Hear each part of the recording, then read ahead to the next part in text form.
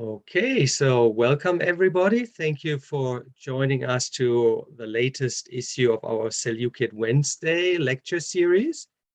Today, I'm looking forward very much to learning from Dr. Eran Almagor, who is joining us from Jerusalem today. Eran gained his PhD at the Hebrew University of Jerusalem in 2007. And after that, he held several lectureships or visiting lectureships, including Jerusalem, Erfurt, Leipzig, and Oxford.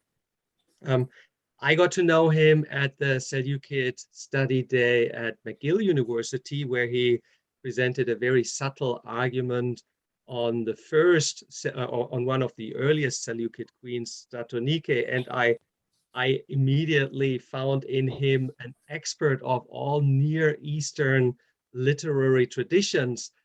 The next Seleukid study day that he joined, he showed that he's also in command of all the Greek and Latin traditions of the Hellenistic and Republican periods. But in fact, his expertise lies in ancient Persia, everything ancient Persia. Well, he is the expert to turn to. He has 3 books on the, well, nearly 3 books. I think the third is still, it's not yet released, but the first was together with Joseph Skinner on ancient ethnography. The second, which I happen to have a copy nearby, is on Plutarch and the Persica. I'm not sure, I think it's showing up here. So this is a wonderful work to turn to when you want to learn about, well, Persia from the lens of the Greeks. And the third book, which is a co-production with Lloyd Llewellyn-Jones, is a source collection on, I have to scroll my screen a little. It's a source collection, Ancient Persia in Greek Imagination, a source book. So this is, I think, soon to be released from the press. Today, I am very keen to learn about the Book of Esther, which is the most Persian book of the Old Testament, as I would say, in the Christian tradition, or of the Jewish Torah. No, not Torah, but of the Jewish Bible. And uh, Eran has worked on the various editions of these books in the ancient world. So the Masoretic text is the focus of his study that he is dedicating to another volume of the Seleukid study group. But today, the focus will be on the Greek editions of this book. Before I leave the floor to Eran, I'd like to introduce our expert today, who is no one else as the co-host to this series, Rabbi Dr. Ben Skolnik. And when we were considering whom to choose as an expert to give feedback, Ben made use of drew on his privilege because he is an avid reader of the Book of Esther. In fact, of all the biblical books that were composed or edited, re-edited in the Hellenistic period. It's actually, on the one hand, very difficult to introduce Ben because he has no comprehensive bibliography of his publications out there, and they would count into the hundreds. So, but on the other hand, he is one of the few scholars who has been honored with an entry into Wikipedia. So it's easy to learn about at least the most important steps in his life, including the fact that after gaining his PhD at the Jewish Theological Institute at the Columbia University, he became a rabbi at the Shalom Temple in Hamden, which he still is, though that was in 1983, so quite a long career. And he is a rabbi in the finest sense, dedicating half of his time and life to his parish and the other half to research. And one of the most intriguing features that I find in Ben is his creativity. And some of you may know that recently he started writing and publishing short pieces on Greek history involving with our modern day, so they can be found on the platform Think Centrist. Having said all that, I now turn the floor to Eran. Thank you very much. I would like to thank Altay and Ben for the kind invitation to participate in this series of talks. I'm happy to contribute to this fascinating series, my own paper, which is on a biblical text, the intriguing and strange, to use the title of Elias Bickerman's study, that is the Book of Esther. I would like to set out first the plot of the work and then discuss its Hellenistic character by maintaining that it is a work written in the Hellenistic period, certainly its main Greek translation, of course, and that it displays notions associated with Hellenistic queens and royal women. At the end of my paper, if there's time, I will address an idea that Esther stands in for the last Jewish queen so far, Salome Alexandra, or Salam Zion. Okay, plot. The Book of Esther is one of the most fascinating parts of the Bible and has been an interest of mine for quite some time. A few introductory words are in place. Just in case you do not remember the plot by heart, let me outline it briefly. The story takes place in the court of the Persian king Ahasuerus in Susa. It narrates the plan of the courtier Haman to destroy another courtier, Mordecai the Jew, because of an insult, and subsequently to annihilate all the Jews within the Persian kingdom. Yet Mordecai is shown to be the king's loyal benefactor and is accordingly honored. Haman is killed and his plan is effectively resisted, not by Mordecai, but through the intervention of Esther, the eponymous heroine of the book, who is Mordecai's cousin and the king's spouse as a queen. In consequence, the deliverance of the Jews, which also includes acts of violence committed against the would-be killers in the empire, is ordered to be celebrated in the feast of Purim. Thus, the story is tied to the carnivalesque festival of Purim, and was always read and heard in the context of this Jewish communal festivity. It is fitting that, although the story is presented as history, as something that really happened, it nevertheless contains many grotesque hyperboles and fantastic exaggerations in the text, all impossible and all intended to have a comic effect. One of them, we might say, is the very fact that the great king of Persia takes a Jewish woman to be his queen. The date. There are only a few scholars who maintain the historicity of the story, meaning that the events actually did happen. Although the sole reason to celebrate Purim as a religious festival is because the court tale allegedly did occur in ancient Persia. But if the story never happened, and if it is essentially an etiological story meant to explain the celebration of Purim, when and where was the text actually written? Now, complicating this question is the fact that there is not one, but several versions of the story. And we should really talk not about the Book of Esther, but about the books of Esther. So I will try to simplify it. There is the Hebrew canonized version, the so-called Masoretic text, the MT, and then there are two Greek translations. The main Greek translation, which is also the longer one, is part of the Septuagint, the Greek rendering of the Bible. It is also called the B text. The other Greek translation, the so-called Alpha text or A text or AT, used to be viewed as a recension of the Septuagint by Lucian of Antioch, the 3rd century AD. But no one thinks about it this way anymore. And there is no scholarly consensus as to the relationship between the two Greek texts or about the identity of the Vorlage of each and how these are related to the Masoretic text. It is clear, however, that the Septuagint translates a Semitic text, which was close to the Hebrew version as we have it now, so close to the MT, the Masoretic text. The Greek Septuagint, and now I turn to the handout. I hope you all have it in some form. I now turn to number 2 in your handout. The Greek Septuagint Sorry if I may interrupt again. Some have joined a little later and may not have heard that I mentioned that the handout can be downloaded from the chat box. It is on the website of our lecture series, and there is a direct link in the chat box. You have to go there and click it, and it should actually load on your screen. Sorry for that. Okay, so if you have it, then the Greek Septuagint version has 6 additions as compared to the Hebrew text, which are they were probably introduced during along with the translation. I will mention them briefly. The first addition is Mordecai's dream and the discovery of a plot against the king.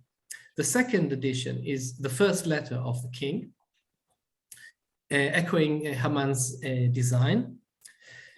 The C, which is of interest to this paper, are the prayers of Mordecai and Esther. D, edition D, the 4th edition, is the appearance of Esther before the king unsummoned. The 5th edition, edition E, is the second letter of the king, now echoing Esther and Mordecai, reversing the original letter. And the final edition, edition F, the interpretation of Mordecai's dream. So I will focus in my paper now on editions C and D. 4 of these additions, the A, C, D, and F, were presumably made from a Semitic source, now lost. And 2 additions, B and E, were probably written originally in Greek. All of them apparently filled perceived gaps in the original Hebrew narrative. Of interest is also the version of Josephus's Jewish Antiquities in Book 11, which is slightly different and amounts basically to a retelling of the story. Of all these versions, the only text we can be sure of its date is Josephus's work, published approximately in the year 94 of this era. There are reasons to believe that the Hebrew text was composed, edited, or circulated later than the dramatic time described in it, after the Persian Empire, and that the author or editor of the text was removed in time from the Persian Empire at its heyday. How much later has been a matter of controversy. I point out some studies in number 1 in your handout, which claim that the book is Hellenistic for various reasons. Some place it in the 4th century BC, as early as 4th century BC. Others push it further in time to the period after the Maccabean revolt, making the plan of Haman to eradicate the Jews an allegory of the measures of Antiochus IV to curtail Jewish religious practices in Jerusalem and Judea. I have my own opinion on this, but I will not enter it now. I will not get into this now. In either case, the Hebrew work evolved in the Hellenistic era, as elegantly phrased by Louis Bale's pattern in number 1 in your handout. That's the end of number 1. The book is a product of the Greek period. The only dispute is whether it belongs to the earlier or later part of that period. Now, the Septuagint text, the focus of this paper, perhaps can be dated with some precision. This is because of an extraordinary rare piece of evidence, which is the colophon to the Septuagint version of Esther, which reads as follows, and that's in number 3 in your handout. In the 4th year of the reign of Ptolemy and Cleopatra, Dositeus, who said that he was a priest, and Levitas, and Ptolemy his son, brought the foregoing letter concerning Frurai, which they said is extant, and which Lysimachus, son of Ptolemy, one of the people of Jerusalem, had translated. So if the colophon is authentic, and there is no reason really to doubt it, the transmission to Ptolemaic Egypt of the Greek text of Esther could be dated to a reign in which there was a Ptolemy in his 4th year who ruled with a Cleopatra.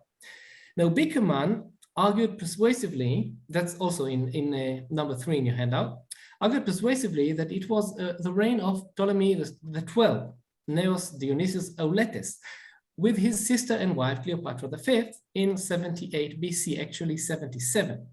There are others, however, I know that Altay is one of them, who assign this colophon to a different Ptolemy and consequently to another date, that is 113 BC. Now, settling this dispute is not that important for our purposes, but it is more or less sets a relatively firm range of dates for the Greek transmission of the text, which means that the translation into Greek was done a few years earlier. While we may not settle the controversy surrounding the date of the Hebrew text, I attempted to say something on this elsewhere, it is clear that the Septuagint wholly belongs to the Hellenistic period. And now we shall look at the text. So let us focus on the 2 passages from the additions. As is well known, God is not mentioned at all in the Hebrew Book of Esther. Not by name, not through a manifestation, not even in prayer within the context of fasting. This is altered in the additions to the Greek text.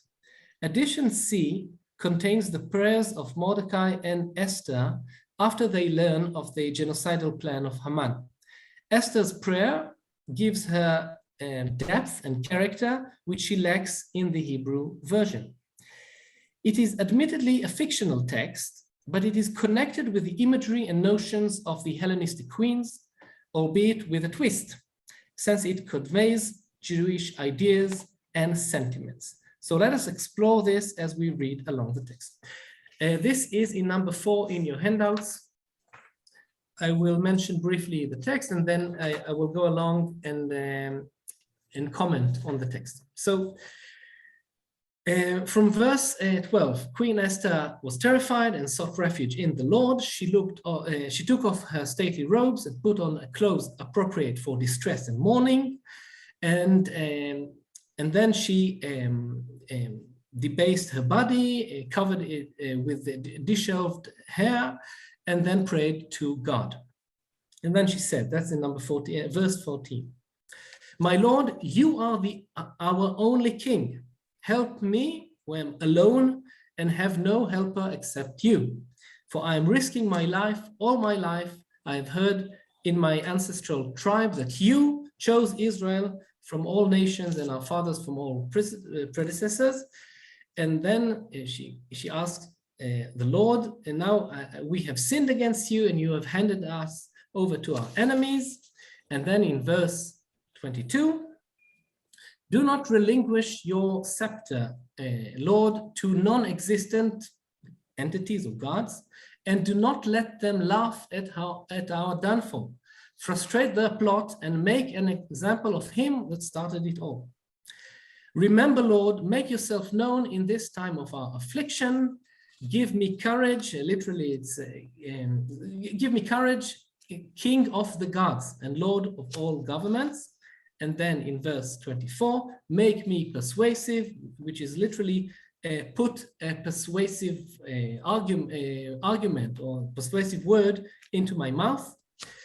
And then in verse 26, she claims that she really hates all the pomp and the wicked, and she loathes the court, her clothes, and then her behavior in the court of the Gentile king Ahasuerus.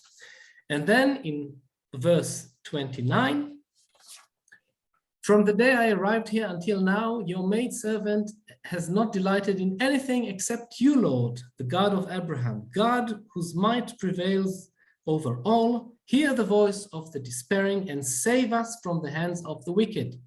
And Lord, protect me from my fears. So this is basically, this is the prayer, and I will get to several points that I skipped over briefly in this presentation. I would like to comment on key notes here, on key concepts. First is the one of Basilissa. As you can see in verse 12, the translation is Esther the Basilissa.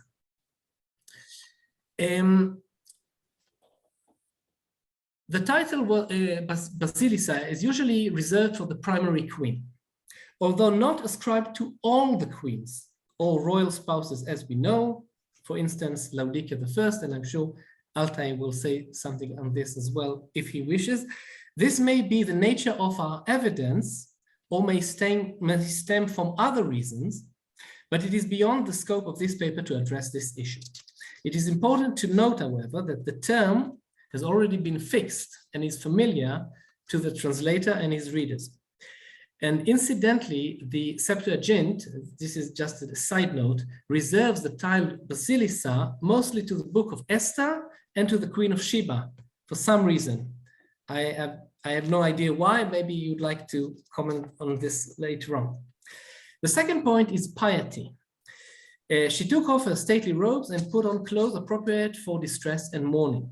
In Hellenistic time, the image of the queen as a worshipping god, sacrificing to the gods in a temple or altar, expresses or betrays her sense of duty. The presentation in Esther with a religious piety builds on the ideological or propagandistic motif, which you can find in, sorry, that's number 5 in your handout. So I brought a few examples there, Laodicea III or Arsinoe II. So Esther builds on this image, but it follows it with some clever twists which pertain to the Jewish belief. In order to appreciate this, we must note another resemblance, and this is at the dual position of the Hellenistic queen. The Hellenistic queen, or indeed any royal woman, or woman of prominence, political prominence, was positioned between two worlds. One is the domestic world of the oikos and the household or family, the traditional place of women of the elite according to the image of classical Athens, for instance. The other is the public and political sphere, in which these royal women in the Hellenistic era were prominent, from the Argead dynasty onward. The queen's power may even lie in that unique liminal existence between the two worlds. It is also shared by other royal women, like the concubines, who are presented as intermediary between the court and the outside world. The difference between the two worlds in Esther is evident. There is the private, secluded world in which she addressed God. It is the world in which her Jewish faith is realized, a world without blasphemy and in which she does not have to compromise on religious practices. There is, however, another world, the one in which she appears as a queen, the public world, with the royal crown on her head. You can see it in verse 26 or 27. It is a world in which she has a duty. It is also a world which is painted as a polluted world, where the Jewish faith is compromised, in which there is idolatry and eminence of the non-existing entities or gods, and which includes practices of the heavens. And I apologize for the nationalistic or chauvinistic tone and context of this passage. It is a clear artistic ploy by the author or translator to produce a variant of the key motifs in the presentation of the powerful royal women, in that Esther's piety is contrasted with the public sphere and is not displayed in it, like the worship of the non-Jews. In a beautiful contrast, which shows that the translator was at home in Greek. In the first world, there is only God. You can see it in verse 14. There is only one God, monos. Esther feels a foreigner in the public sphere by being alone, mone, also in verse 14. So monos, mone. It also appears in verse 25. Another beautiful contrast is Esther's willing servitude to God in verse 28, that she presents herself as a dule. And this is contrasted with the forced slavery imposed by the heathens, for instance, in verse 19. So when the author does mention the other gods, he mentioned them both as the sin committed by Jews and as their punishment. Conversely, when the author mentions the Jewish temple and altar, he refers to the designs of the pagans, or the heathens, against it. Since living in Persia, Esther obviously cannot fulfill this part of God's worship concentrated exclusively in Jerusalem. Another point is the ancestral tribe. Again, against the political and public sphere, Esther falls back not on her own oikos or family, but on her tribe, her nation or people, which is phrased as a family. And this is another Jewish twist on a familiar theme. Now, the king's divine cult. In Ptolemaic Egypt, an intricate structure was established to worship the kings as gods, as part of the dynastic cult. This was elaborated from Ptolemy V onward. Ptolemaic royal women were part of the divine cult of the monarchs. For instance, there is evidence on Ptolemy VI and Cleopatra II as Theoi Philometores. In yet another twist to this presentation caused by the Jewish belief, God is presented as a king. In fact, the only true king, whose power is described in earthly concepts, in verses 22, 23, or 30. And in worshipping this king, Esther is made to take part in this royal cult. So she explicitly rejects, alongside this, she explicitly rejects the reverence giving to a mortal king and gives reverence and dedication, devotion only to the only true king, which is God. Incidentally, Jews avoided the use of the divine title in their royal dedications. For instance, the August 96, perhaps under King Ptolemy V. Okay, this is the point where I ask, okay, you know what, I'll continue. And lastly, Esther's gesture of fasting and mourning involves the disheveling of her hair. This is a gesture known in the ritual of mourning and known in ancient Near East as well as in Greece. There are instances of this gesture as a proleptic grief, a grief expressed in advance as a supplication to the warriors or to the gods to avert war or disaster. You can see that in the reference in number 7 in your handout. Now, it is a gesture which expresses religious devotion with humility and reverence as a symbolic self-offering to the god. A royal figure who displays a picture close to this one, but in entirely different circumstances, is the Ptolemaic queen Arsinoe III in the beginning of the book 3 Maccabees.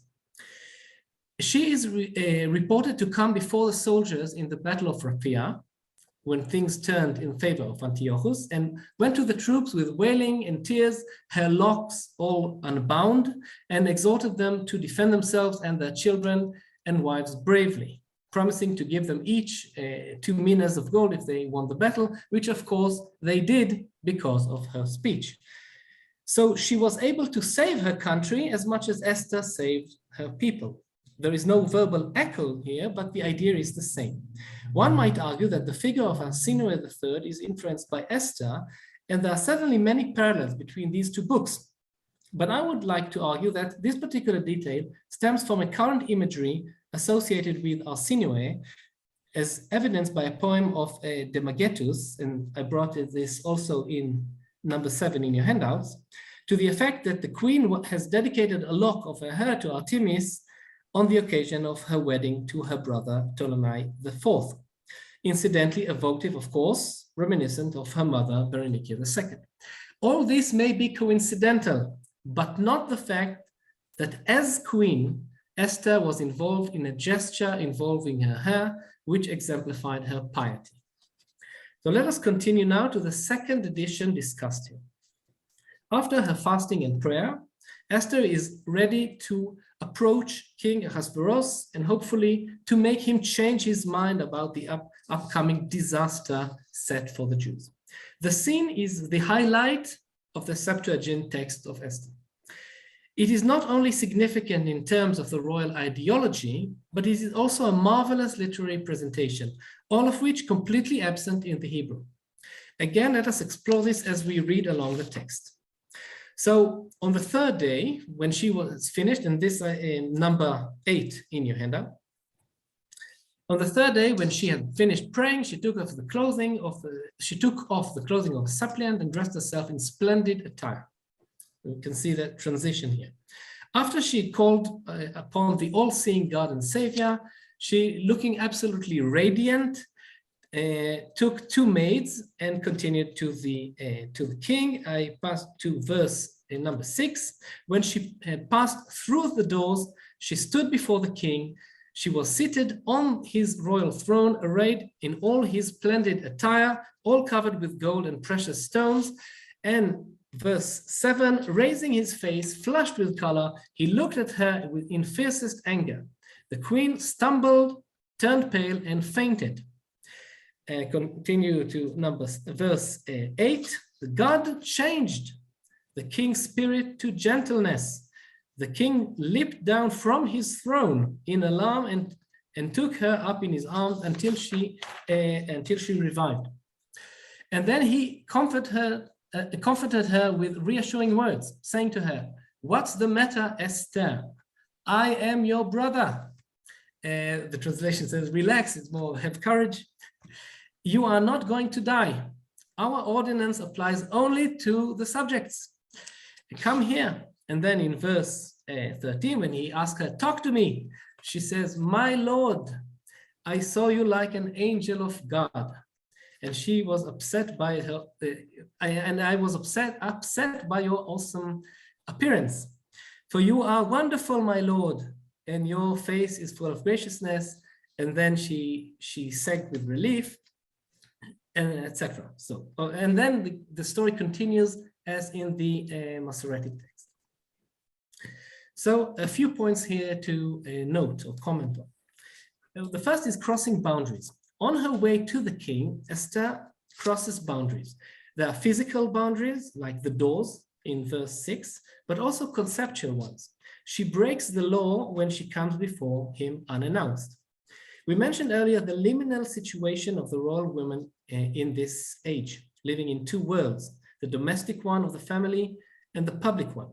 It would seem that Esther transcends a barrier in order to gain political agency in the public sphere. At the end of the chapter, she appears different than she was in the beginning. This is related to a contemporary imagery of queens as liminal at the threshold of boundaries. Earlier, she was afraid of the risk of approaching the king unsummoned. Now she understands, so the king tells her, that the law never really applied to her. Symbolically, the transition is set in Esther's falling and fainting and then rising again. It is a literary, if not a ritual, death and resurrection in which her old self has died and a new person emerges. Her face changes, and note in verse 7, the word metebalen. At the beginning, when she takes off one clothing and puts on another, it is also symbolically like an investiture or ritual, a transition. Even the king changes. See in verse 8, again the word metebalen, but he changes by God. God changes him. When he tries to revive Esther, he jumps from his throne, breaks protocol, and then tells her, "What's the matter, Esther? I am your brother."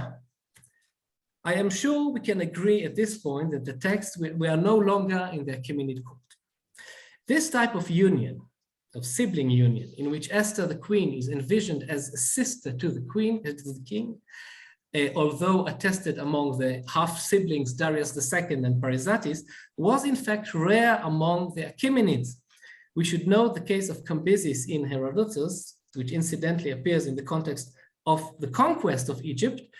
It is much more frequent in the Hellenistic court. One is reminded, of course, of the incestuous marriages of the Hellenistic dynasties, in particular, but not only, beginning with the Ptolemaic one, beginning with the Philadelphoi, and later on Ptolemy IV and Arsinoe III. were the first full siblings to marry, although this was not the sole incestuous pattern among the Ptolemies. Sister was also the title designating queens in the Ptolemaic court. The very epithet, Philadelphos, or the Theoi Philadelphoi, Ptolemy II and Sinuel II, but also Ptolemy III and Berenike II, also perceived as brother and sister, although they were half cousins. And for instance, Cleopatra I and Ptolemy V. So not only in the Ptolemaic court, but this also happened in the Seleucid court. All of these, some of the examples I bring also, I forgot to say, in number 9 in your handout. Antiochus III increases the honors given to his wife, Laodike III, whom he called our sister Queen Laodike, sister. Another point is the epithet Epiphanes. There is also a hint of anticipating the change that Esther will undergo in this chapter when the word Epiphanes is used to depict her appearance. That's in verse 2. It is also employed to describe the appearance of Ahasuerus, the king, also Epiphanes. That's in verse 6. So in a way, they are both Epiphanes, as in Theoi Epiphanes, applied to Cleopatra first, and Ptolemy the fifth. This is all tongue-in-cheek, I would claim, since the author plays upon the meaning of the epithet and presents the public sphere as visual, where sights are potentially deceitful and are deceitful. Divine King, we may remember that earlier in her prayer, Esther abhorred the practice of worshipping or revering a mortal king.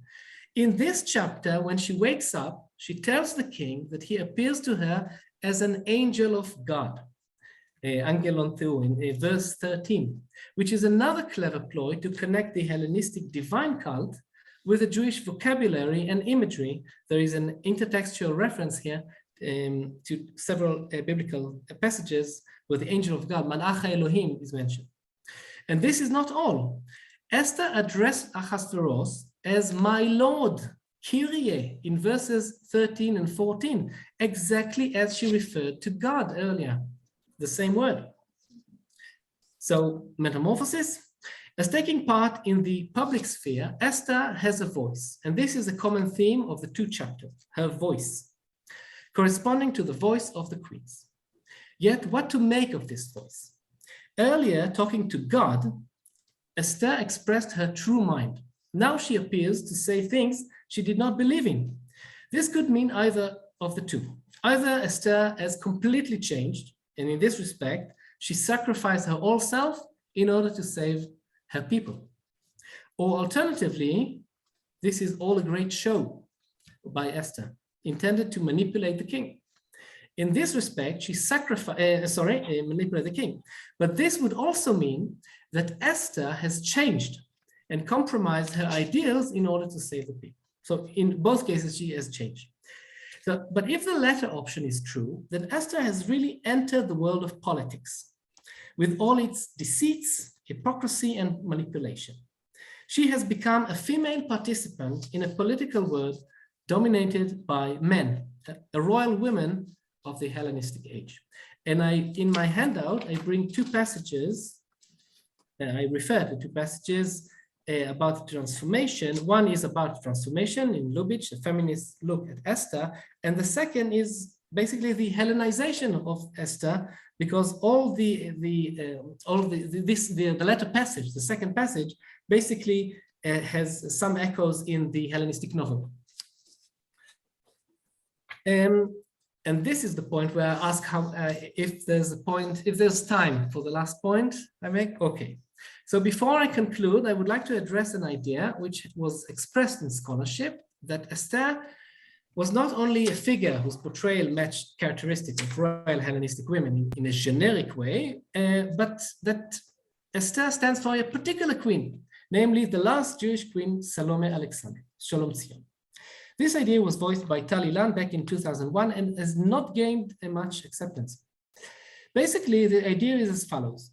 The books of Esther, Judith, and Susanna, that's the part of the Greek additions to Daniel, all of them works which contribute to the theoretical debate on the nature of women and their competence as political leaders, were composed and circulated as part of the propaganda for Salome Alexandra to assist her in ascending the throne. In particular, the Greek Book of Esther, which was, as we have seen, under one interpretation, transmitted to Egypt in 77 BC, just 1 year before the coronation of this queen in Jerusalem. One of the key arguments in this theory is that Esther was officially translated and transmitted to Egypt, so that the decision to promote the Book of Esther is to be associated with the coronation of Salome, and is part of a larger literary campaign designed to promote the leadership of women. Esther thus promoted a female hero who intervened in time of crisis as a positive model to follow. There are too many methodological problems with this idea. It oversimplifies historical processes, makes too much of a literary propagandistic campaign, even if it was officially translated, which it was not, as if Shlom Tzion had to persuade the Jews of Egypt in order to ascend the throne in Jerusalem, as if the mere dissemination of these works was enough to persuade, and in particular, it errs in believing that both the composition and translation of Esther were done in a short time and both related to the rise of the Hasmonean queen. But the most devastating part of this idea, I think, is that although Esther is the eponymous heroine of the work, and in its Greek version, as we saw, she is given more character traits, almost as a round figure, Esther is not presented as a leader, and the power she exercises is wholly dependent on that of the king. This is a far cry from any ideological display of the ability of queens to handle a crisis by themselves against the rule of men. And I refer in point number 12 in your handout to Julia Wilker's passage, which I will not read. So to conclude, my paper displays an instance where history and literature meet, not as competing with each other, but rather as completing each other. On the one hand, the fictional story of Esther cannot be divorced from the political, social, and literary background in which it evolved. We saw that its main Greek translation, the one containing the passages we examined, was, under one interpretation, made shortly before the year 77 BC, when it was transmitted in Ptolemaic Egypt, into the original Semitic version, presumably a Hebrew one close to the Masoretic variant. Several elements were added which appear to portray Esther as a Hellenistic queen, and they were added purposely, intentionally. We noted that these were general traits and not features associated this heroine with any particular Hellenistic figure. We also explore the author's skill in incorporating these features in the story and lending depth to the character of Esther. So on the other hand, the elements brought together in the story, although amounting to a character of royal women in the Hellenistic age, nonetheless provide a narrative of the making of a queen, a narrative which is rather absent given the state of our sources, and more importantly, they give this particular queen a unique voice which is seldom found in our sources. Thank you for your attention. So thank you very much, Eran. I immediately pass on the word to Ben for his feedback.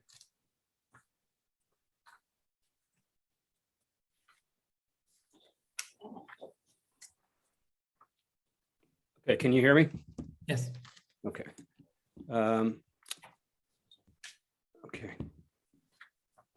Okay, Eran, thank you for your wonderful presentation. It is a model, I think, of clear structure and lucidity. You've done an excellent literary reading of these two editions to the Greek Esther.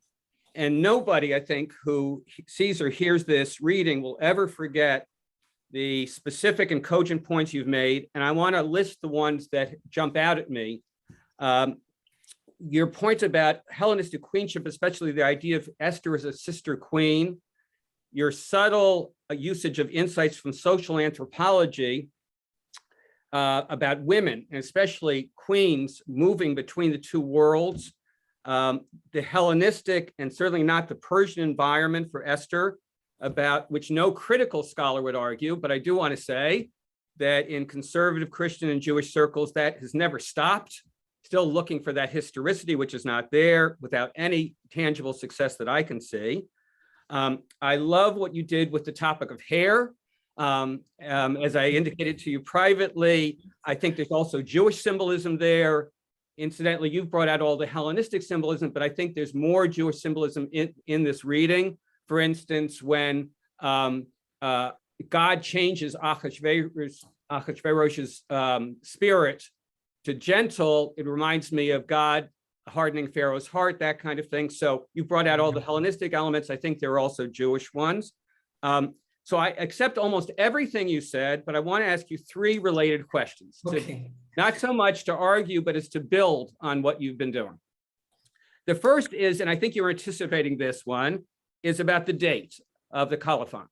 And now I also assume that it's authentic. I know that you're in very good company for saying 77 or 78 BCE, Ptolemy the 12th, Cleopatra the 5th. But I do want to push you again about the other possibility that you mentioned, 113 BC, and Ptolemy 9 and the 9th and Cleopatra the 2nd or the 3rd. And the reason why that date fits better in my head is the introductory letter to 2nd Maccabees seems to have been written in 124 BC, and 2nd Maccabees institutionalized Nicanor's day and was then reworked to focus more on Hanukkah. And Nicanor's day was the day right before Mordecai's day, on the 14th of Adar. And we learned that explicitly from the very end of 2nd Maccabees 1536. So 113 BC would put it in relationship to the day of Nicanor and the day of Mordecai. To say it's really simply, there was a lot of Hanukkah Purim stuff going on, right? Religious holiday making, which by the way is a Hellenistic thing, right? In Judaism, you couldn't create a holiday. The only holidays were in the Torah. But there's this activity of creating new holidays. Again, I think that's Hellenistic in background. And there's also text making at that time, having to do with 1st Maccabees and 2nd Maccabees and these letters. And so the first question, and I want to ask all my questions, but my first question is, would you consider this as more of a possibility than you have so far? After all, you're not accepting the Salome Alexandria connection anyway. You have completely destroyed that, right? I mean, better than I ever heard anybody do that. So since you don't need that connection, why not, right, entertain more strongly the 113 date? So that's my first question. That leads me to my second question, which is about the theme of loyalty to foreign rule. So in a longer piece that we hope will be published in the very near future, you make a very important case that the Book of Esther is a loyalist Jewish response to Seleukid rule.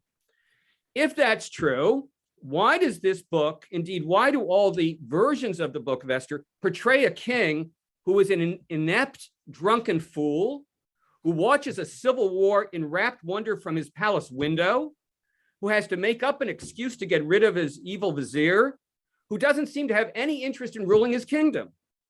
So you talk about hyperbole and comic effect, and you're right, but it's at the expense of the king and his court. So I'm asking you what you're implying. Do you mean that these features show loyalty to the Seleukids by denigrating the Persians whom they've replaced? Or do you mean that Mordecai and Esther's loyalty to the Persian king is a model for loyalty to Seleukid kings? And if so, why does it lampoon the king so much?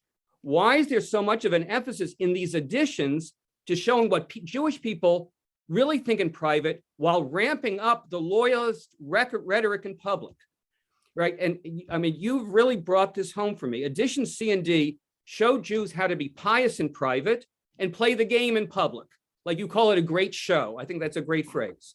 So the two worlds of the secular and the religious are so clearly delineated by the time you're finished with this reading. And it's saying a Jewish person should only worship the one God in their minds, but in public, you can worship the divine cult, the kingly divine cult. On the one hand, Esther calls the king an angel of God, which by the way is blasphemy by Jewish standards. On the other hand, she's praying to God and she says that she hates lying in bed with this uncircumcised brute. So my second question is, if the Book of Esther is written as a positive Jewish response to Seleukid rule, do you mean it shows this loyalty by denigrating Persian rule to elevate the Seleukid monarchy as a better dynasty? Or do you mean that the loyalty of the Jews to the king in the Books of Esther is a model for loyalty to the Seleukid monarchy? And if it's a model of loyalty to the Seleukid monarchy, and we compare the Hebrew text to the Greek text with these additions, this translation is distinctly less loyal by showing the true dark feelings of Jewish people to foreign rule. So you've made me think in a whole new way about the complexity of loyalty as a big theme. What does loyalty really mean? Does loyalty include deception and fakery, right? Is it just, like you say, a great show? And my deeper question here is, what historical reality would that reflect? Okay, and so that's my second question. Okay. My third question, which you probably are going to not go near, is, okay, the problem when we write a short piece or give a short presentation is you can only do a piece of the puzzle. And obviously, you have ideas about the whole puzzle of the book. By the way, saying the Books of Esther, I think, is a very wonderful thing. Not just versions, but Books of Esther is a very strong point. So you're very clear in what you're not talking about here, but I want to get you to talk about it a little bit anyway. And that is the development of the Books of Esther. Now, you're right. There is no scholarly consensus about the relationship of the Hebrew and the different Greek texts. But I think that we need at least a working theory, right, about where these pieces of the puzzle fit into the bigger picture. So I want to very quickly I want to stick my neck out and give you like a very quick development, okay? So first there was this secular tale of court intrigue that had nothing to do with Jewish people, right? It was one of those courtier tales. Two, there was some Jewish guy, right, inhabited this courtier tale with Jewish characters and an evil enemy of the Jews, but the story ended with the death of Haman and the rise of Mordecai without that whole violent reprisal that you've been referring to. Three, now there's another Hebrew text that is the Hebrew of A, C, D, and F, those editions, and therefore has God's name and Esther and Mordecai's prayers, but still doesn't have that expanded reprisal against the enemies. Then 4 would be the Alpha text, right? That earliest Greek version, which has the additions of A, C, D, and F, and has God and has Jewish piety, and now is adding these Hellenistic elements that you're pointing out so beautifully, but still doesn't have that reprisal against the enemies. And now 5 comes an expanded Hebrew version with the expanded violent reprisal. I feel like this is very Maccabean. And yet there's a really fascinating thing going on here, because if that later Jewish text with the violent reprisals does not accept the Hebrew additions of all that piety and God's name and everything like that, they made a conscious decision not to add that pious God stuff, right? That they didn't do it. Which and now I'm going to stick my neck out even further. Mm-hmm. I feel like there's 2 ideologies. One is you got to have the piety. You got to have God. Esther's got to be a nice Jewish girl. She doesn't enjoy having sex with an uncircumcised king. And there's another one that says, that's fine, right? We don't need a book with God and piety and nice Jewish girl. We don't need that at all. But we do need a violent reprisal against our enemies, right? And that's the part that they add and reject the God and the piety stuff, right? And they're making, so if these additions existed before that text, they made a choice not to add them, which is a fascinating thing, right? So I'm positing sort of a Jeremiah, Daniel, loyalist, go with everybody ideology, and a Maccabean ideology, which is willing to say, let's go get them. They attacked us, let's attack them back. And the end of the Book of Esther reminds me a lot of 1 Maccabees 5, of what happens after, right, the dedication of the temple, and all the nations round about start attacking. So I'm going to go over my 3 questions, right? A, would you consider the 113 BC date for the beta translation, connecting it to all that textual and ritual activity about Hanukkah and Purim? 2, would you consider the loyalty to the Seleucids is getting more and more complex with every version? And 3, would you consider my suggestion or would you at least tell us where you are in figuring out the development of the books of Esther? Anyway, I want to thank you for a wonderful presentation. Well, thank you very much for your kind words and your comments. I appreciate very much, and your 3 questions are exactly the topics I try to avoid in my. I know. You know, and so okay. So I will try to answer them briefly, but I will do harm for each one of them, and my answers will not be satisfying in any sense.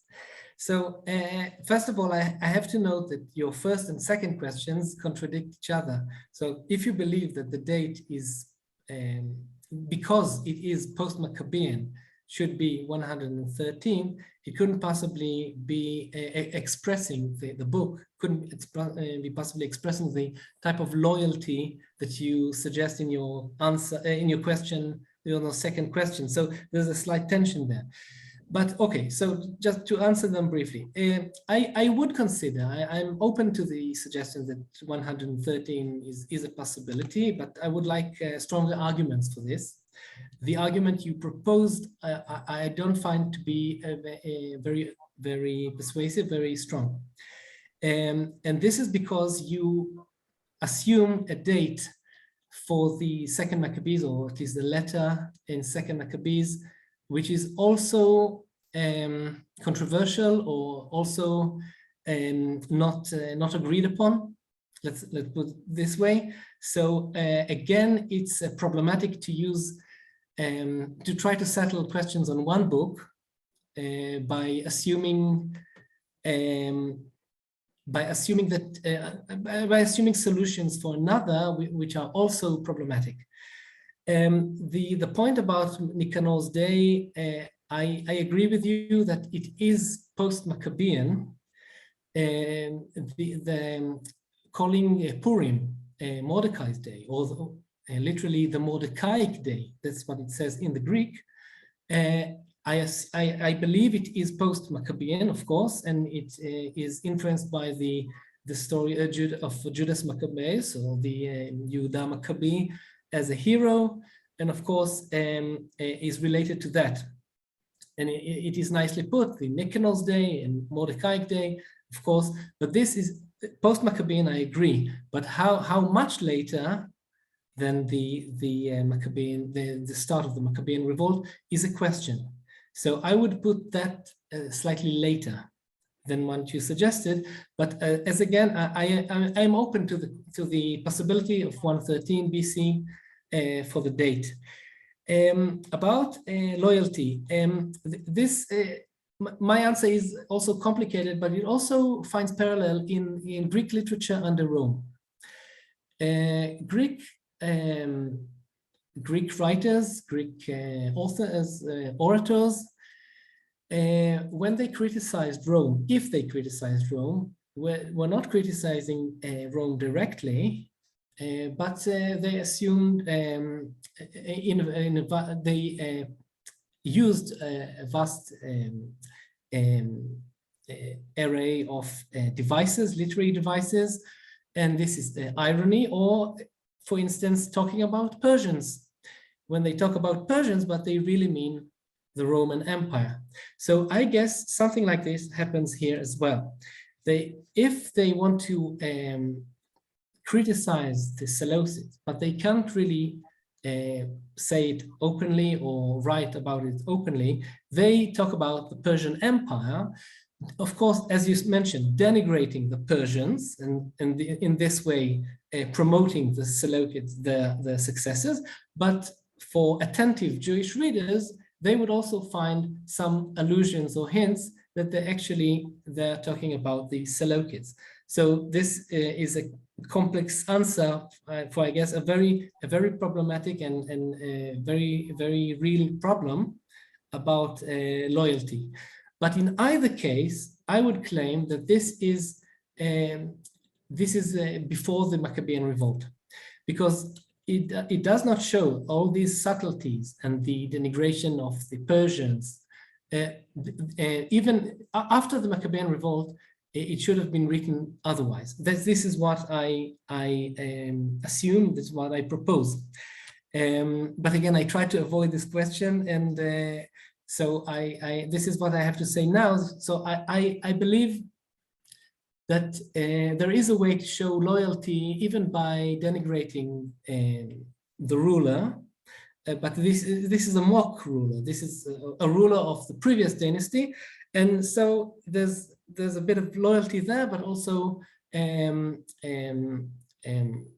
denigration or mocking of the foreign power.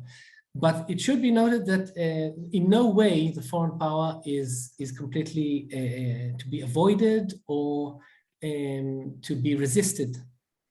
It is accepted.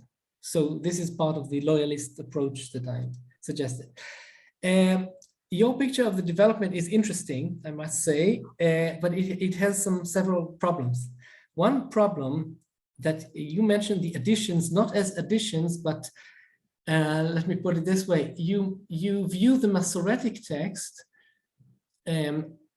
as omitting the additions which were there in the Greek, right? According to the development that there was a Hebrew vorlage, a Hebrew vorlage which contained these additions. and they brought down the Hebrew without using that.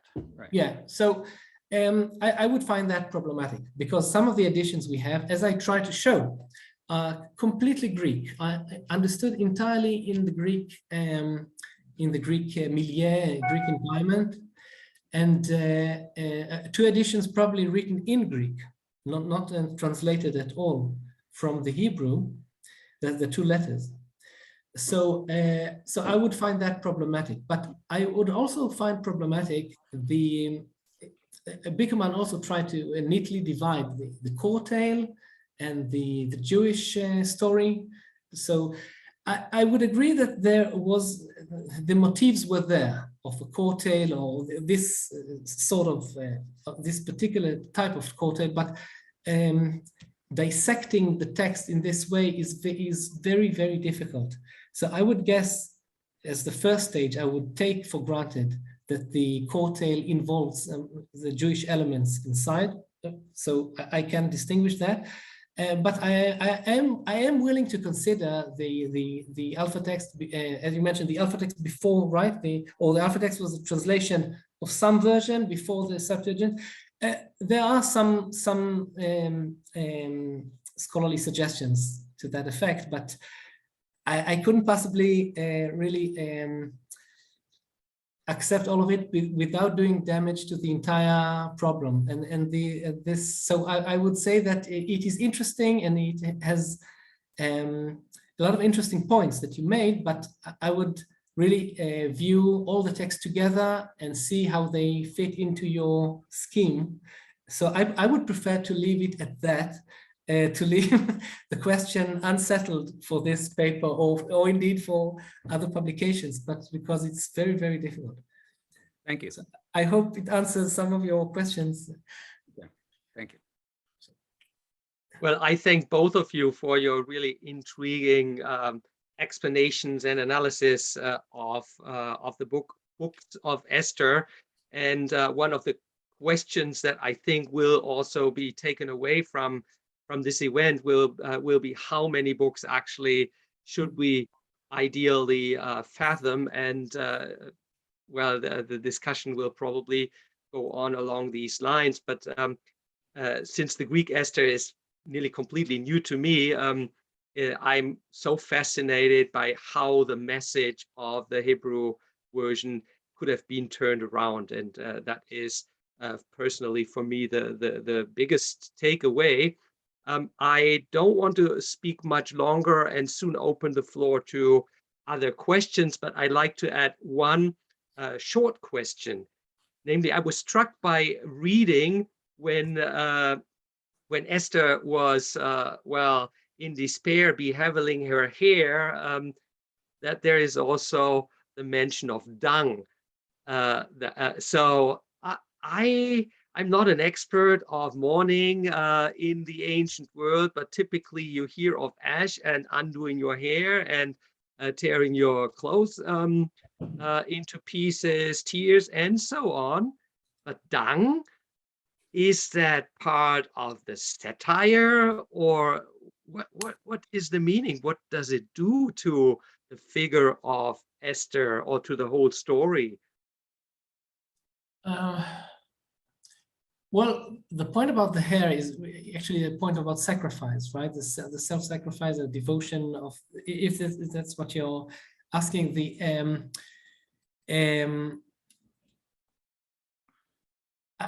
let me think about that. I'll think about the point, and I'll get back to that maybe during the discussion. I would suggest it's utter debasement, right? Utter and signs of mourning, right? And that she's gone all the way down into the pit, as low as you can go. I mean, to put dung on you is as low as you could possibly go to show her great humility before God. Would you know any parallel?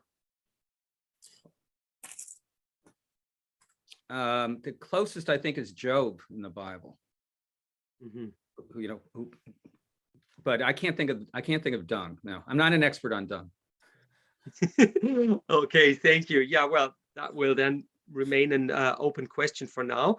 And please, everyone else, come forward with the questions you have. You can use the raise hand function, which is best because I do not see all the little screens before me right now. But if you feel that we don't, if you feel that you don't. Altay, Eric is trying, has his hand. Okay, I don't see him, so please speak up. Thanks, Altay. And thank you, Eran, for this. And very nice to see you again after many years. With delight, and I enjoyed the talk immensely. Unfortunately, I didn't have the text in front of me. Somehow or other, the chat entrance into them does not work in my computer. But I will go on what you have been saying and try to respond to it. I think it's an interesting and in some ways very gripping kind of analysis that you've made. And I particularly think with regard bringing up the brother-sister aspect of it, which certainly puts it into a Hellenistic frame, is a definite contribution to this discussion. And certainly it's quite striking for me. But I also share some of Ben's, I think, very acute reactions with regard to the presentation of the king. If this is in any sense going to represent royalty, this king is a buffoon. He's a buffoon, of course, already in the Hebrew text, yes, and becomes even more buffoonish in the Greek editions. This is not an admirable character, clearly. So whether he represents Ptolemaic or Seleucid, the kind of subtle image of the Seleucids seems to be decidedly negative. But what is even more interesting, and this has not been brought out in your discussion, is that Esther herself is far from a heroine, not only not a royal figure, but a decidedly weakened figure. In the Bible itself, as you know, before her audience with the king, she delivers this very strong pronouncement: if I perish, I perish. Yes. I'm going to go ahead with this. This is an important event, and no matter what happens to me, I'm going to carry it out. Now, the Esther in the Greek edition in C and D is a much diminished figure. Not only does she not say, if I perish, I perish, she's terrified. Yeah. It's not only that she tears off her hair and her clothes, and Job is a good analogy because he does sit on a dung heap, if I remember, Ben. But in any event, she comes off very badly in this. As soon as she sees the king, she faints, as you pointed out. What you didn't, I think, point out, unless I missed it, is that after she gets revived, she faints again. Somebody who's given to fainting when she confronts royalty or power. So this is in a way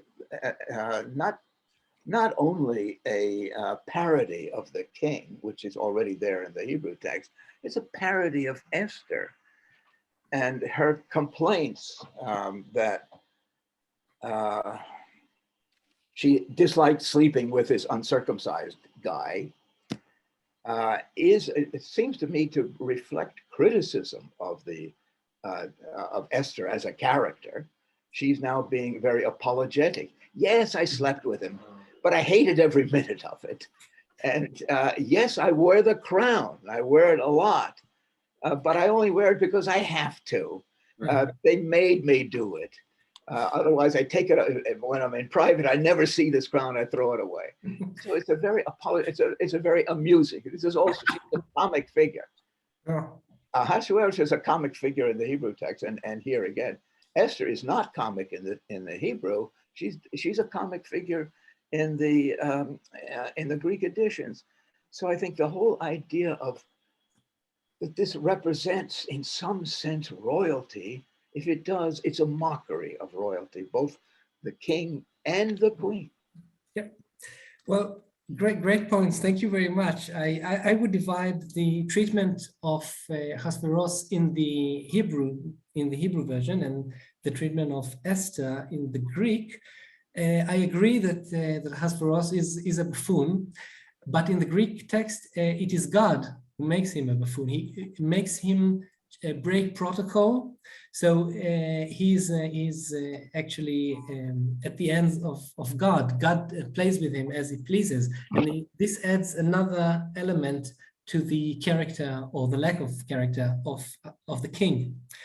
But addressing Esther, I agree that Esther is far from being a heroine. And this is why perhaps the author of Jason of Cyrene or the epitomator called the Purim the day of Mordecai instead of the day of Esther, because she's not a heroine.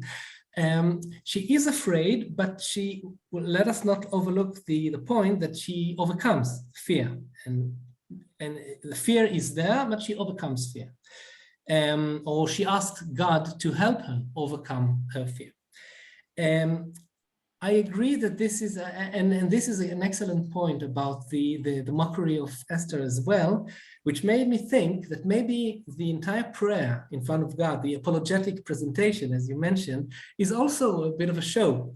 So she puts on a show in front of God, as much as she puts a show in front of Ahasuerus. So there's a parallel here, maybe a similarity. She calls both my Lord, Kyrie. And then it is a show in front of the king, and it also, in a sense, a show. They made me do it. I don't want to do it, and so there's a bit of a show there as well, which I haven't thought about it. I thought that the prayer thing is the pious thing is more sincere, but it is true that it also has, when compared with the other passage, it has some elements of mockery. So I agree. Thank you for this point. And when she faints twice, perhaps shows that this is a show. This is not to be taken seriously again. So yeah, thanks for this wonderful point. I agree. If I could just piggyback on that. So Esther is a problematic character in that when Mordecai first goes to her, she thinks she's above this. She thinks that all the Jews are going down, but since nobody knows she's Jewish, and so Mordecai has to say to her, has to send a second message, sweetie, if we go down, you're going down too, right? But she needs to be told that. So to back up Eric's point about Esther is problematic, that's pretty cowardly. You know, she has to be pushed really hard to go in the first place. Also, Mordecai is a problematic character. This whole story hinges on him not bowing down to Haman, claiming that he's Jewish. That's bogus. Jewish people bow down to kings all the time, yes. Right? And to say, I'm not bowing down, that's not why he's not bowing down. He's not bowing down because Trump wouldn't bow down to Hillary Clinton, right? He wanted that job. He deserved that job because he solved the assassination plot. he didn't get it, and he hates that Haman did, and he's not going to bow down, even though that countermands the king's order to bow down to Haman. So Mordecai gets the whole Jewish people in trouble by his arrogant act. So all of these people are problematic. Yeah, well, I'd like, if I may just reply to Ben's comment here, the point about Mordecai not bowing down. Yeah. This is expressly Greek in character and in content. Right. There are several, of course, as we know, commentators and exegetes who try to explain what's so Jewish not bowing down, and they various answers are given, but this is indeed very understandable against Greek background. Yes. And there are a lot of studies about that. So I'm enjoying this conversation a lot, and I have many more questions. But before I ask mine, I wonder if anyone else in the audience would wish to ask a question or make a comment. If I don't see movement in the participant panel, I'd like to voice one question, but I'm phrasing it probably a little bit oddly. I think most of you who have been discussing, you have been living in the Jewish tradition, and you have grown up with the understanding that the Book of Esther is an essential part of Purim and of a carnivalesque event. So you take it so much for granted that this is burlesque and that this is kind of a satire. And I'm still grappling with this, perhaps because I grew up in a Catholic tradition where when we celebrate our carnival, then funnily everything religious, liturgical, or so is completely remote with those folkloric, even pagan traditions that mix into carnival. So it's a completely different thing. There is actually nothing with humor in the Catholic tradition that is specifically liturgical or biblical. Well, perhaps I exaggerate. I'm not an expert. It's just my very personal perception. So let me ask back again. The Hebrew Esther. My first sense is not that this is satire, even though I can see how all the criticism that each of you have mentioned, but it's about the essential question of the survival of the Jewish people, whether they will be extinguished or thrive. It's such an essential, existential question that I don't find it funny. And then there is a king, who is beyond everything. And yes, I see how you are explaining how he can be seen as a buffoon, how he can be ridiculed. Yes, you can do that. You can apply these perspectives onto no matter how serious, how powerful someone is, but within the context of the Hebrew or the Masoretic text, I don't think it's a necessary choice to see any satire there. And I do not accept exaggeration, because I would say nearly all the biblical texts have a lot of exaggeration when you when you think of all the military scenes, when you think of numbers, how typical exaggeration there is. So I'm still grappling with the Masoretic text as being originally designed as something carnivalesque. Whereas I can see much more now that the Greek version has these really excessively exaggerated or contrasting elements that make it much more openly funny, or at least ambivalent.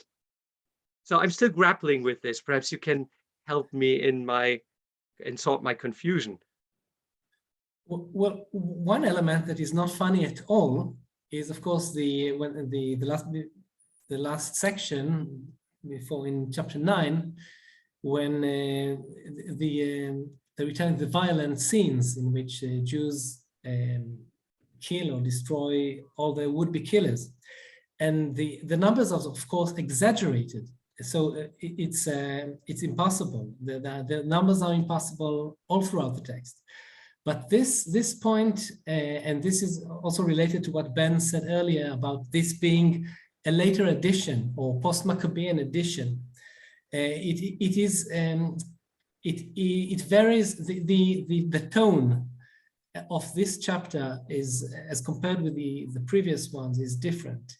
It doesn't appear as carnivalesque or funny as the previous ones, even though I read an interpretation that this scene is also to be interpreted as intended to be funny, actually.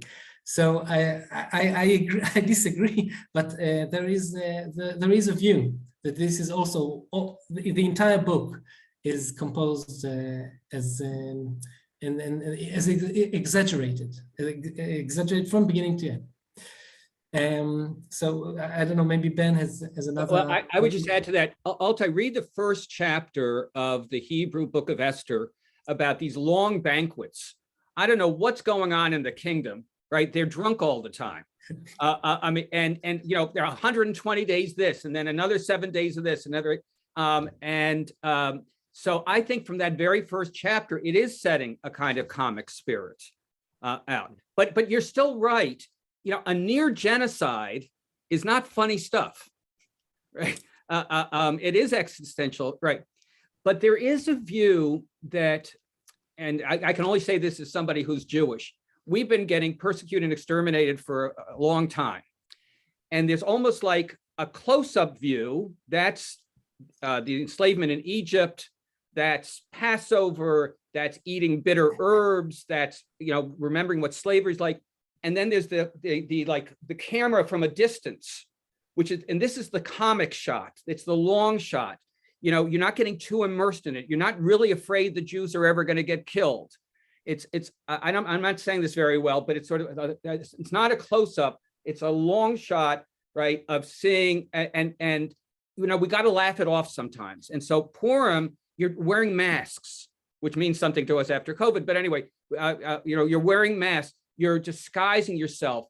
Esther disguised herself. You know, there are all these different elements. So I think that there are comedic things in there to begin with. Thank you. Eric's turn. I was just saying, I endorse what Ben has said. I'm one of these people who believe that this was a comic satire from beginning to end, and that the numbers play a large role in this. As Ben noted, they are introduced right at the beginning. Not only is it a banquet that seems to go on forever and ever, but that everybody in the entire, all the officials of the entire empire are invited to this banquet, which means, if you took it literally, that there's nobody out there minding the store for the Persian Empire.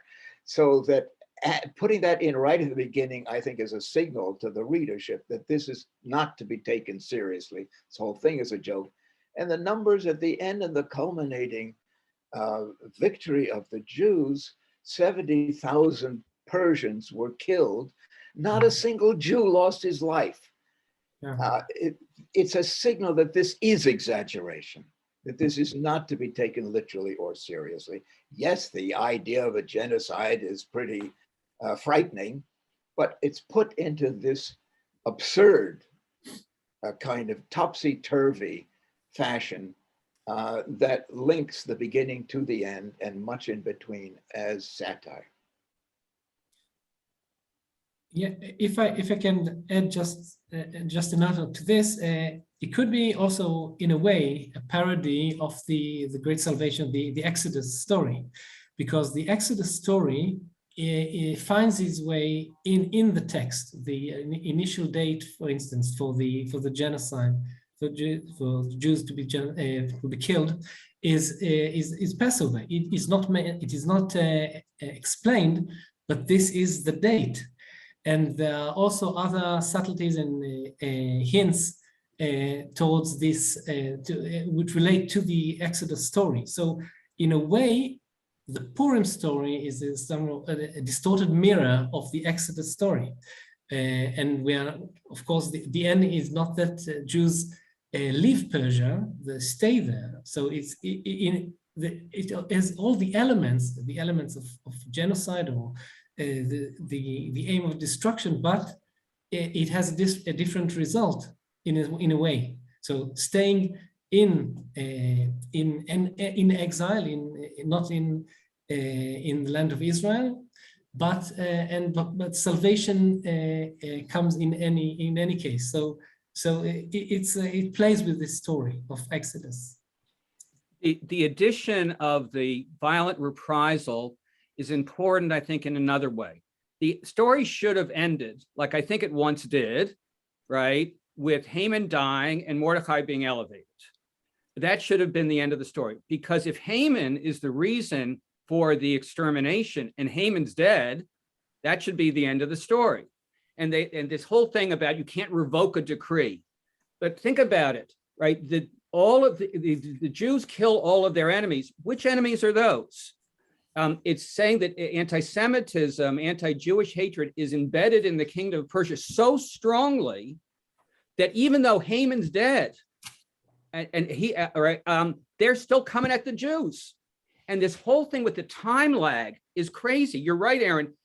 He throws the lots in Nisan, and it's not going to be until 11 months later in Adar that this is going to happen, giving the Jewish people all these months. But that's a crazy time lag, right? I mean, why does that exist? Now, I understand that's Purim, and that's lots, and that's, supposedly, the luck of the draw or God or whatever you want to do it. But there's something deeper here that gets added about there's a lot of anti-Semitism rooted that has nothing to do with one guy. It's not just Hitler. It's not just Haman, right? And that's what I was trying to bring out, Aaron, before about what smacks to me of Maccabean, right? And after the temple is, after the temple is rededicated, everybody comes at him. Now that's after the Greeks have given them, after the Seleucids have given them amnesty, and they're still coming at them, right? And that to me feels like a parallel. Could I just say one final word on at least my final word? I'm not cutting it off for anybody else.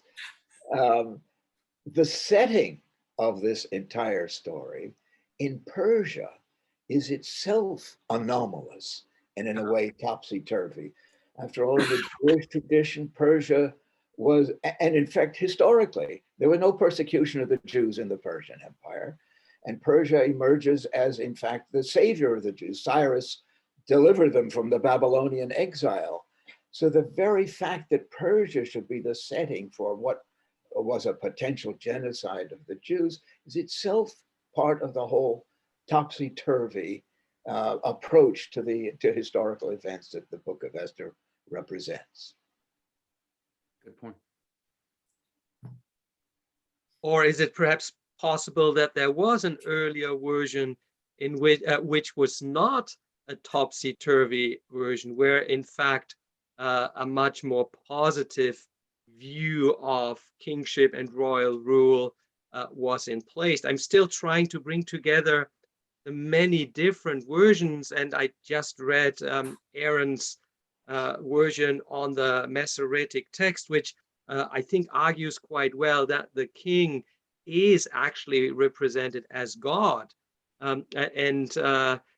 So you gave a couple of quotations, biblical quotations that would even support the view that in the Masoretic text he is shown as a god, though now I'm confused whether you would rather argue that even initially it was kind of a satire that he was presented like a god, or whether there might have been kind of a positive framework initially in which then Esther and Mordecai were also more clearly the hero, heroine, and everything was more straightforward, black and white, and that a later development turned it negatively or satirically.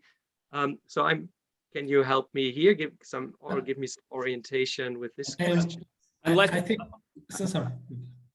Unless you say something really crazy like God is not present in the book, his name, because God is really the absentee landlord. God's the one who's not minding the store, to use Eric's words. Well, I think we can all agree that God is deliberately taken out from the book, because in every passage when we expect some mention of God or deity is not present, it's not mentioned. So, and this is a deliberate attempt to take his presence out of the book. So if you're right that the additions were earlier, so the additions appeared in a sort of a Hebrew or Semitic text before the Masoretic one that we have now. So it was actually a part of an attempt to really take out God from the book. And the question is why? What is the purpose of doing this if it's really, it appears artificial, it appears contrived, it doesn't look real, right? It looks as something is missing. Unless we don't really understand the Maccabees.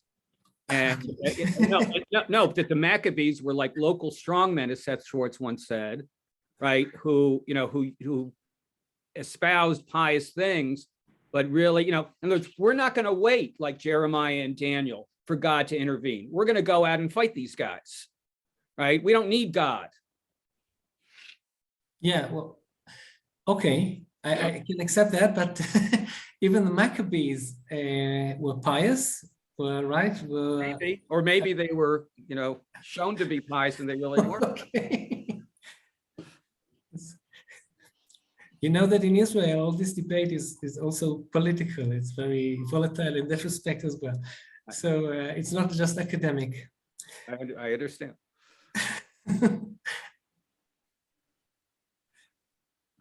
Well, if there are no further questions, then I would like to thank you, Eran, and you, Ben, and all other participants very much again. You have opened many more questions on the Book of Esther, though also given us a lot of guidance for better understanding the Greek editions. So this is wonderful, and I assume we will see a published version of that in the Hellenistic Queen lecture series, or can you announce anything there? Because I am sure that many of us would want to look at the written version again.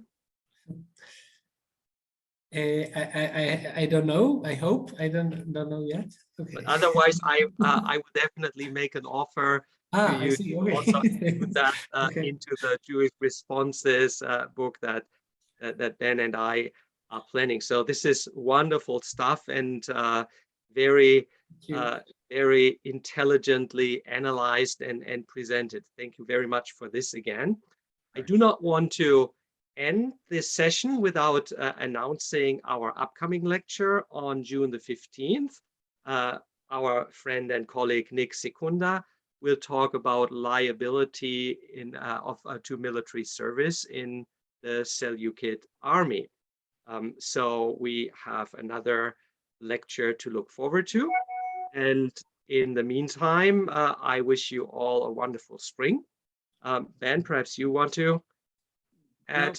No, I just want to thank Eran again. I thought that was like a close literary analysis of what to me was always an addition, and you made it like, into a literary work. So I really appreciate that. Thank you very much.